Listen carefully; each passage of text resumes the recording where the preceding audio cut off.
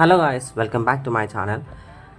అహ్మదాబాద్కి వచ్చి 1 మంత్ అయిన తర్వాత నేను వైజాగ్కి బయలుదేరడం జరిగింది. అది కూడా మా అమ్మ సంవత్సరం కోసం నేను బయలుదేరాను. సో ఈ జర్నీ చాలా వర్స్ట్గా జరిగిందని చెప్పుకోవాలి. ఎందుకంటే నేను చాలా బిగ్ మిస్టేక్ చేశాను. సో అది మీరెవరు చేయకూడదని నేను మీతో షేర్ చేసుకుంటున్నాను. యాజ్ యూజువల్ నేను అహ్మదాబాద్ నుంచి వైజాగ్కి టికెట్ తీసుకోవడం జరిగింది. సో చూస్తున్నారు కదా, అక్కడ హైదరాబాద్లోని సేమ్ ఫ్లైట్ ఉండాలి. హైదరాబాద్లో 45 మినిట్స్ ఆగుతుంది. నేనేమనుకున్నానంటే వేరే ఫ్లైట్ ఎక్కాలని చెప్పేసి, సో ఆ కండిషన్ చూసుకోకుండా ఆ ఫ్లైట్లో నుంచి బయటకు వచ్చేసాను. సో మళ్ళీ వాళ్ళు టికెట్ తీసుకోమన్నారు. సో 8,000 ఛార్జ్ అవుతుంది.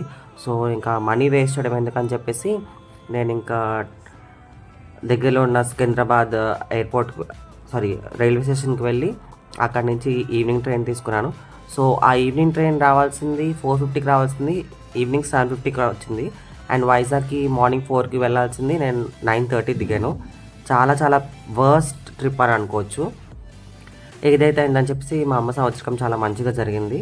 సో మా చుట్టాలు, మా ఫ్రెండ్స్ అందరూ కలిసి వచ్చారు. మంచిగా ఒక 30 డేస్తో అందరినీ చూశాను. చాలా మంచిగా అనిపించింది.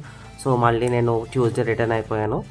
సో నాకు బెస్ట్ పార్ట్, ఈ ఫ్లైట్ జర్నీలో బెస్ట్ పార్ట్ ఏంటంటే ఈ క్లౌడ్స్ సీన్ అనమాట. చాలా చాలా ఇష్టం నాకు ఈ క్లౌడ్. ది బెస్ట్ పార్ట్, నాకు చాలా ఇష్టం ఇది చూడడానికి. సో అందుకనే ఇది ఒక క్యాప్చర్ చేస్తాను వీడియో, చిన్న వీడియో లాగా.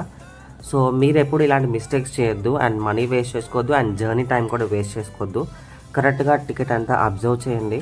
నేనేదో ఎగ్జైట్మెంట్తో ఇంటికి వెళ్ళిపోతున్నాను ఎగ్జైట్మెంట్తో నేనైతే అసలు హైదరాబాద్లో దిగకుండా ఉండాల్సింది. సో ఆ ఎక్స్పీరియన్స్ మీతో షేర్ చేసుకుంటున్నాను. Thanks for watching my video and please do support.